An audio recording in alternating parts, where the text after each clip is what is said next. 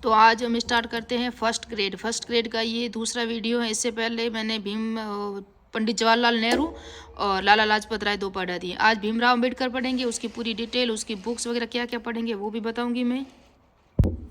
इसके अंदर पूना समझौता, तीनों गोलमेज सम्मेलन, उसका राजनीतिक जीवन और इनकी पुस्तकें कौन कौन सी है और किस किस पुस्तक में क्या क्या दिया हुआ है पूरा डिटेल से, और इनकी मूर्तियाँ कहाँ कहाँ बनी हुई है वो पूरा डिटेल से देखेंगे। दोनों टॉपिक को पूरा करने की कोशिश करूंगी। मौलाना आज़ाद, जो भारत के स्वतंत्र भारत के आज़ाद भारत के प्रथम शिक्षा मंत्री थे, इनकी पुस्तकें वगैरह, इन्होंने कौन से आंदोलन में भाग लिया था, उनको भारत रत्न कब मिला था, भीमराव अम्बेडकर को भी भारत रत्न कब मिला था, पूरा डिटेल से देखेंगे। तो डॉक्टर भीमराव जी अम्बेडकर है ना, वो मौलाना आज़ाद, दोनों को देखेंगे। भीमराव जी को दीक्षा किसने दी थी, इनका जन्म, इनकी मृत्यु, जो महापरिनिर्वाण मनाया जाता है कब मनाया जाता है, इनकी शिक्षा कहाँ हुई, इनकी पुस्तकें कौन कौन सी, इन्होंने 2 विवाह किए थे, कब किए थे, पूना पैक्ट किया था, राजनीतिक जीवन, इनके गुरु कौन थे, इन्होंने संस्थाएं कौन कौन सी चलाई थी, कुछ रोचक तथ्य होगी, इनकी आत्मकथा में क्या क्या लिखा हुआ है, और समाधि स्थल कहाँ है इनका। फिर हम मौलाना आज़ाद पढ़ेंगे, जन्म, इनकी मृत्यु कहाँ हुई, इनकी पुस्तकें, और आंदोलन कौन कौन से राष्ट्रीय आंदोलनों में भाग लिया था, और कौन से राष्ट्र कांग्रेस के कब अध्यक्ष बने थे, इन्होंने कौन से संस्थान खोले थे और अकादमी भी खोली थी। स्टैच्यू ऑफ इक्वलिटी जो भीमराव जी अम्बेडकर है ना उसकी है, वो कहाँ पर है पूरी डिटेल से देखेंगे आज। तो भीमराव जी, डॉक्टर भीमराव अम्बेडकर जी, तो अम्बेडकर नाम कैसे पड़ा वो भी डिटेल में देखेंगे। इसकी स्टोरी क्या थी, तो बाबा साहब भी कहते हैं इनको, और इनका जन्म 14 अप्रैल 1891 महू मध्य प्रदेश में हुआ था। तो ये कहाँ के निवासी है आपको पता है, ये महाराष्ट्र के थे, लेकिन महू में जन्म इसका कैसे हुआ इनका, तो इनका जन्म इसलिए हुआ कि इनके पिता है ना वो ईस्ट इंडिया कंपनी में कुछ सैनिक थे, तो वो यहाँ सैनिक छावनी में कैंटीन में रहते थे, तो वहाँ जन्म हुआ था। इनके पिता थे राम जी थे, तो इनके पापा का नाम और इनकी माँ का नाम, दोनों का नाम साथ में आ रहा है इनके, और इनके गुरु का नाम भी आ रहा है। इनके गुरु कौन थे, जो अम्बेडकर नाम इन्होंने बीच में लास्ट में जोड़ा था, इनके गांव का नाम भी था और इनके गुरु का नाम था। तो आगे हम देखेंगे किस तरह से ये स्टोरी थी। तो राम जी सकपाल थे, देखो ये सकपाल थे। फिर भीमाबाई जो है ना इनकी माँ थी, जबकि अम्बेडकर बाद में जुड़ा था, इनके गुरु और इनके गांव के नाम पर जुड़ा था। किस तरह से जुड़ा था आगे आएगा, मैं दिखा दूंगी। और मृत्यु इनकी 6 दिसंबर 1956 को हुई थी, 65 वर्ष की आयु थी, दिल्ली में हुई थी। डायबिटीज यानी कि मधुमेह रोग हो गया था इनको। भारत निर्माता, संविधान निर्माता, प्रथम कानून मंत्री, संविधान मसौदा प्रारूप समिति के अध्यक्ष, यहाँ तक पहुँचने में इनको बहुत ही संघर्ष करना पड़ा था। शिक्षा इनकी मुंबई विश्वविद्यालय में बीए हुई थी, लेकिन प्रथम जो शिक्षा हुई थी ना पहली, वो उन्हीं के जो प्रारंभिक गांव है ना, इनको इनके स्कूल में एडमिशन भी नहीं मिलता शायद, लेकिन ये इनके पिता थे वो सैनिक छावनी में थे ना, इसलिए इनको एडमिशन तो मिल गया था, लेकिन इसको क्लास के बाहर बैठाया जाता था इनको। तो वो क्लास के बाहर बैठते थे और चटाई भी खुद लेके आते थे, इनको स्कूल की तरफ से चटाई भी नहीं मिलती थी। और क्योंकि इनको ये महार जाति के थे ना, इसलिए इनके साथ भेदभाव किया जाता था जातिगत। रमाबाई अम्बेडकर से विवाह हुआ था, इनकी पहली पत्नी थी, और 1906 में हुआ था। 1935 में रमाबाई की डेथ हो गई थी कुछ लंबी बीमारी के कारण। फिर सविता अम्बेडकर का विवाह 1948 में हुआ, और ये बौद्ध थी और एक डॉक्टर भी थी जिसका विवाह हुआ था। सविता बाद में रखा गया, पहले इनका नाम शायद सुशीला वगैरह ऐसा दूसरा नाम था। तो ये बौद्ध थी, आपको पता हो तो। भीमराव जी अम्बेडकर लास्ट में बौद्ध धर्म ग्रहण कर लेते हैं। इनको दीक्षा कौन देते हैं वो आगे हम देखेंगे पूरा। मुंबई विश्वविद्यालय में बीए की थी 1897 में। कोलंबिया विश्वविद्यालय में एमए और पीएचडी उस टाइम में की थी 1927 में। लंदन विश्वविद्यालय में स्कूल ऑफ जो ली थी ना का डिग्री, वो ली थी इकोनॉमिक्स थी, और एमएससी प्लस डीएससी ये भी की थी इन्होंने लंदन से। ये निवासी रत्नगिरी महाराष्ट्र से थे और महार जाति के थे। इनके पिता की ये 14वीं संतान थे। कौन से संतान थे, 14वीं संतान थे, क्योंकि इनके पिता थे ना, उन्होंने भी 2 शादियां की थी। पहली पत्नी की डेथ हो गई थी तो दूसरी शादी की थी, और इनकी जो जिंदा संतानें थी ना 14 संतानें थी, लेकिन ये 3 भाई और 2 बहनें ही थी कुल मिला के। सबके जो ऑफ हो गए थे, सभी 3 थे, ये अम्बेडकर और ये भाई, और 2 बहनें थी इनकी। इनका गांव अंबा दावेकर था, बाद में अम्बेडकर रखा गया, क्योंकि इनके गुरु कौन थे, देखो ये ब्राह्मण थे, गुरु इनके ब्राह्मण थे, कृष्ण केशव अम्बेडकर ये इनके गुरु थे। और इन्होंने ही इसकी जो आगे जाके सपोर्ट किया ना पढ़ाई में वगैरह में जहाँ भी, तो इन्होंने किया था। और बाद में अपना नाम इनके पीछे जोड़ दिया, किसके, भीमराव जी अम्बेडकर के पीछे अपना नाम जोड़ दिया, तो इन्होंने नाम भी अपना जोड़ दिया था। दादा कैलुस्कर समाजसेवी, लेखक, राजनीतिक थे। एक बार है ना ये जब पढ़ रहे थे, शायद लंदन में पढ़ रहे थे, पता नहीं मुंबई में पढ़ रहे थे ना, इतना तो मुझे कुछ याद नहीं है, मैंने कहीं स्टोरी सुनी है। तो वो बाहर पढ़ रहे थे। कहाँ पढ़ रहे थे? बगी पार्क होता है ना, कॉलेज के बाहर में पार्क होता है, तो वो पढ़ रहे थे वहाँ। तब ये जा रहे थे, उन्होंने देखा वो जो रोज़ आते थे, ये रोज़ कॉलेज आते थे और ये रोज़ इनको देखते थे रास्ते में। तो कहा कि बच्चे को, यानी कि ये युवा ही थे, तो आप यहाँ क्यों पढ़ रहे हो, कि आप लाइब्रेरी में जाके पढ़ सकते हो। तो कि मैं वहाँ कैसे जाऊँ, मुझे अंदर ही नहीं आने दिया जाता। फिर इनको पता चला कि ये जो है ना, ये बुद्ध की जीवनी कथा लिखी थी इन्होंने, किन्होंने, दादा कैलुस्कर ने। बुद्ध ये कथा थी, इनको दे दी कि ये पढ़ो आप, और इनका सहयोग किया कहाँ जाने के लिए, अमेरिका में पढ़ने के लिए इनका सहयोग किया। और इन्होंने छात्रवृत्ति भी दिलाई और इनका बहुत सपोर्ट किया था, इन्होंने भी किया। कृष्ण केशव गौरव अम्बेडकर, इन्होंने भी इनका सहयोग किया। कहते हैं कि आप अगर चल रहे हो तो आपके पीछे सहयोग करने वाले भी कुछ मिल जाते हैं, सब गलत भी नहीं होते। 1956 में बौद्ध धर्म ग्रहण कर लिया इन्होंने, जब इनकी डेथ हुई थी। डेथ कब हुई थी आगे हम देखेंगे। 1913 में यूएसए गए, बड़ौदा के गायकवाड़ सयाजी राव थर्ड थे के सहयोग से स्कॉलरशिप मिली थी 25 रुपये। यानी कि किन के सहयोग से, ये जो थे ना बड़ौदा के गायकवाड़ सयाजी राव थर्ड, वे इनको खबर इन्होंने दी थी, दादा कैलुस्कर ने। ये समाज सेवी थे, लेखक थे, राजनीतिक थे, इन्होंने कुछ सपोर्ट किया, भाई ऐसा बच्चा है, ऐसा पढ़ रहा है तो उसका भी सपोर्ट करना चाहिए। यहाँ ये छात्रवृत्ति स्कॉलरशिप दे ही रहे थे, तब इन्होंने दिलाई थी और ये चले गए थे वहाँ। वहाँ जाके भी इनके पैसे भी थोड़े से ख़त्म हो गए, क्योंकि 1913 में अमेरिका में मुद्रा अवमूल्यन हो गया, तो पैसों की कमी हो गई। तो वहाँ इनको और एक सपोर्ट करेगा, वो आगे देखेंगे हम। 1913 में ही पिता का निधन भी हो गया। इनके पिता थे 1894 में, तो उनका जो रिटायरमेंट हो गए थे। फिर ये पुश्तैनी गांव इनका सतारा, ये महाराष्ट्र के निवासी थे ना, वहाँ आ गए। फिर 1913 में इनके पिता का निधन भी हो गया। फिर 1917 में यूएसए से वापस आ रहे थे ना, जर्मन पनडुब्बी डूब गई।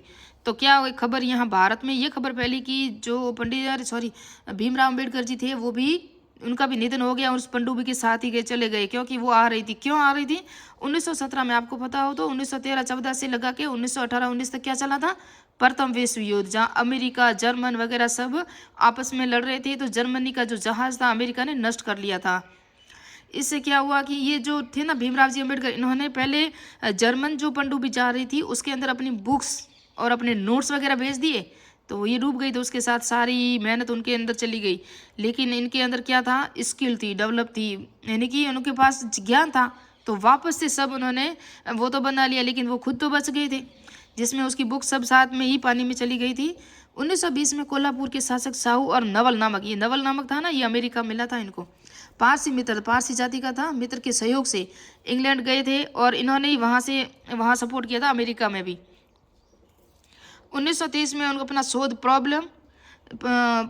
प्रॉब्लम्स ऑफ द रूपी प्रकाशन किया, अपना शोध पत्र जारी किया था उन्होंने। 1920 में मुंबई में साप्ताहिक पत्र कौन सा था? मूक नायक। मूक नायक क्या होता है? चुपचाप जो एक व्यक्ति होता है वो होता है, प्रकाशन किया। इसमें दलितों के जो हित में वगैरह समानता के रूप में कुछ बातें लिखी गई थी। इसकी जो फिक्स डेट है ना 1920 में साप्ताहिक मुखवा नायक, वो 31 जनवरी 1920 में किया गया था शीर्ष भाग में।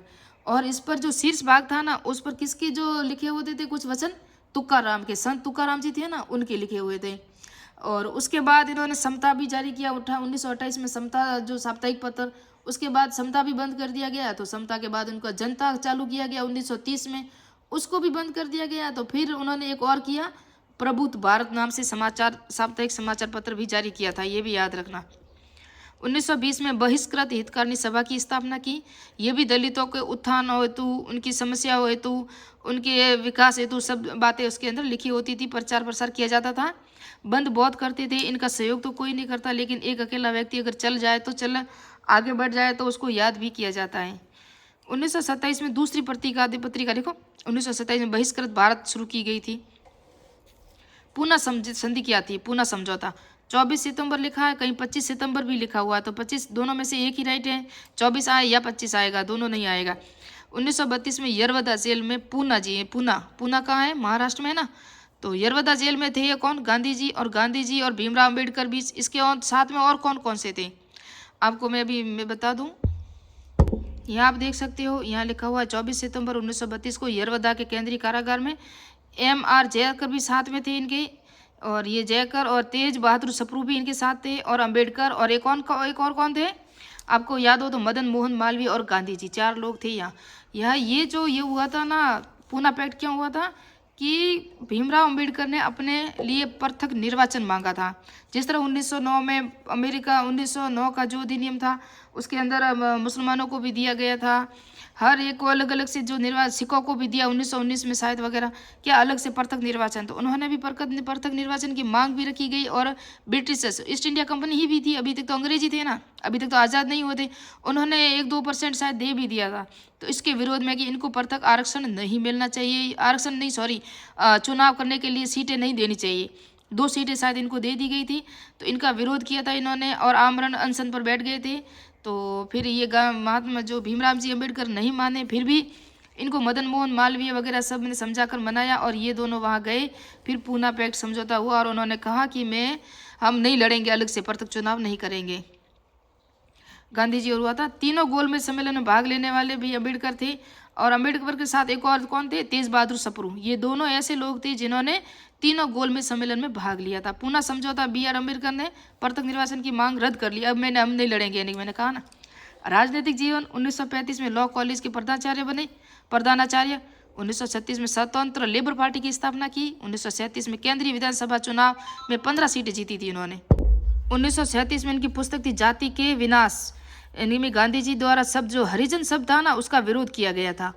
तो इसको इंग्लिश में क्या लिखा हुआ, मैंने कहीं लिखा है इसका नाम, अभी आपको बता दो। ये लिखा हुआ देखो, एनिहिलेशन ऑफ कास्ट, यानी जाति प्रथा का नाश। 1937 में से इनकी पुस्तक थी जिसके अंदर हरिजन शब्द का विरोध किया था जो गांधी जी इनके लिए प्रयोग करते थे। और 1920 में इस शब्द को ही बैन किया गया था, वर्तमान में है ना, हरिजन शब्द को। इसके बाद रक्षा सलाहकार समिति के अध्यक्ष बने, श्रम मंत्री भी पदभार इनका कार्य भी इन्होंने संभाला था। भीमराव अम्बेडकर जी की पुस्तकें कौन कौन सी हैं, तो थॉट्स ऑन पाकिस्तान, ये जो व्हाट कांग्रेस एंड गांधी, ये थॉट्स ऑन पाकिस्तान, यानी कि जो मुस्लिम लीग था वो अलग देश की मांग कर रहे थे, उसका वो विरोध कर रहे थे कि इनको अलग देश नहीं बनाना चाहिए। What Congress and Gandhi have done to the untouchables, Congress व गांधी जी ने अछूतों के लिए क्या किया, ये भी इन्हीं की पुस्तक थी। हु वर द शूद्रास, यानी कि शूद्र कौन थे, शूद्र जाति के अस्तित्व में आने की जो कहानी थी वो उन्होंने बताई थी।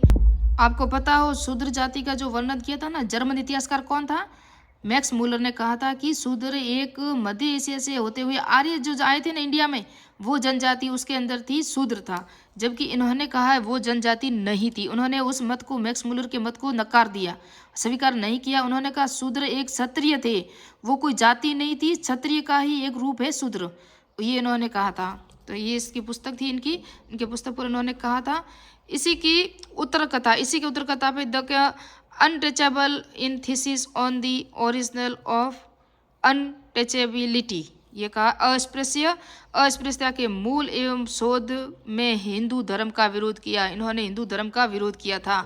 इनके साथ अत्याचार होते थे, आपको पता है। ये दलित थे, इनको अंदर नहीं आने दिया जाता, यहाँ तक कि स्कूल के अंदर जहाँ पढ़ते थे वहाँ इनको पानी भी नहीं दिया जाता था। जब वहाँ पियोन आता था तो ऊपर से पानी डाला जाता था, वो पीते थे। उनको चटाई नहीं दी जाती थी, उनसे MCQ नहीं पूछा जाता था। एक बार जब वो क्लास में बैठे थे, बाहर बैठते थे, अंदर नहीं बैठने दिया जाता था, कोई टच भी नहीं होता था। इनके टच में हो गए तो हम भी क्या हो जाएंगे, दलित हो जाएंगे, ऐसी कुछ मानना या धारणाएं थी उस वक्त की।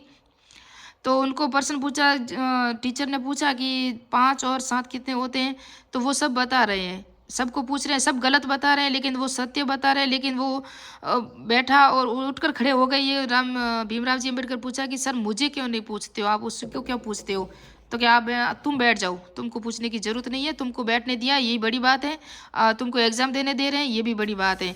ऐसा वो टीचर खुद ही भेदभाव करते थे, तो बच्चों का क्या कसूर होता है। 15 अगस्त 1947 को कानून मंत्री भी बने और 19 अगस्त 1947 को प्रारूप समिति के अध्यक्ष भी बने। और 1950 में शिलोंग श्रीलंका गए, बौद्ध भिक्षु सम्मेलन में भाग लिया था। 1954 में बर्मा में 2 बार गए, दूसरी बार रंगून में तीसरे विश्व बौद्ध फेलोशिप सम्मेलन का भाग लिए। 1955 में बौद्ध सोसाइटी ऑफ इंडिया, भारतीय बुद्ध महासभा का भी इन्होंने गठन किया था। अंतिम लेख द बुद्ध एंड हिज धम्म 1956 में पूरा किया। और 14 अक्टूबर 1956 को नागपुर में बौद्ध धर्म ग्रहण कर लिया। कब किया था, 14 अक्टूबर 1956 को। 14 अक्टूबर में एक भी आपको याद रखना, 14 अप्रैल को तो इनका जन्म डेट है किसकी, भीमराव जी अम्बेडकर की। और 14 नवंबर को जवाहरलाल नेहरू की है। दोनों को आप कंपेयर करके पढ़ोगे तो याद रह जाएगा। मैं आज कलाम नहीं पढ़ाऊंगी क्योंकि वीडियो बड़ा हो रहा है, ये बस सिर्फ जवाहरलाल नेहरू ही पढ़ेंगे हम। भीमराव अम्बेडकर जी की, अरे सॉरी, भीमराव जी अम्बेडकर ही पढ़ेंगे। जवाहरलाल नेहरू का वीडियो मैंने बना दिया है, लाला लाजपत राय का भी बना दिया है। भीमराव जी अम्बेडकर की आत्मकथा, वेटिंग फॉर अ वीज़ा, लोगों के बर्ताव का संपूर्ण वर्णन किया था। इनको मंदिर में नहीं आने दिया जाता था, उनसे कोई बात नहीं करता था, उनसे कोई टच नहीं होता था, उनको कोई नहीं पूछता था, हर जगह इन्हीं के खिलाफ खड़े होते थे। वेटिंग फॉर अ वीज़ा इनकी पुस्तक थी, इसके अंदर इन्होंने लिखा था, इन्होंने स्पष्ट तौर पर लिखा था, जो इनकी माँ की, जो इनके पिता ने दूसरी शादी की ना, वो इनसे खुश नहीं थे, वो उन्होंने अपनी आत्मकथा में लिखा था।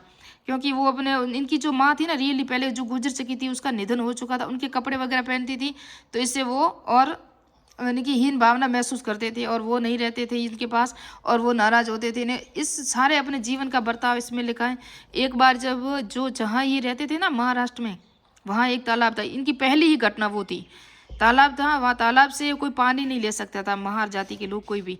तो वहाँ ये क्या हुआ कि सार्वजनिक स्थल उस तालाब को घोषित कर लिया, अखबार में भी इश्तिहार दे दिया, नोटिस भी जारी कर लिया कि यहाँ से सब पानी पी सकते हैं। तो भीमराव जी अम्बेडकर एजुकेटेड थे, उनको पता चला, तो चलो हम सब जाते हैं। सब तालाब में चले गए, तालाब के आजू बाजू सब हो गए, बीच में जो सीढ़ियाँ होती हैं वहाँ से भीमराव जी अम्बेडकर अंदर गए और पानी पिया। कोई जा नहीं रहा था ना, इसलिए उसका डर तोड़ा, इनकी डर भगाया। फिर दूसरे दिन ये क्या हुआ कि जितने भी स्वर्ण थे ना, उन्होंने सबको पीटा, जो जो वहाँ पानी पीने गया था। फिर उन्होंने सोचा कि अब तो खड़ा होना ही पड़ेगा अपनी जाति के लिए। जातिवाद भारत में आज से नहीं है, बहुत पहले से भी था।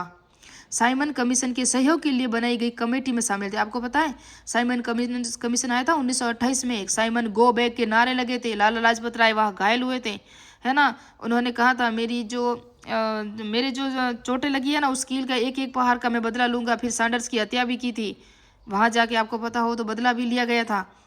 लेकिन इसमें कांग्रेस ने कितना विरोध किया, लेकिन इनकी जो सहयोग के लिए जो समिति बनाई थी ना, वो भारतीय थे। कौन थे? भीमराव जी अम्बेडकर थे। भारत छोड़ो आंदोलन में सहमत नहीं थे ये। लोकसभा में हार गए। लोकसभा में इन्होंने चुनाव लड़ा, पहले कहाँ पता है आपको? बॉम्बे में चुनाव लड़ा। पहले बॉम्बे में चुनाव लड़ा तो उनके खिलाफ जितने भी बड़े नेता थे सब खड़े हो गए कि इनको जीतने नहीं देना है।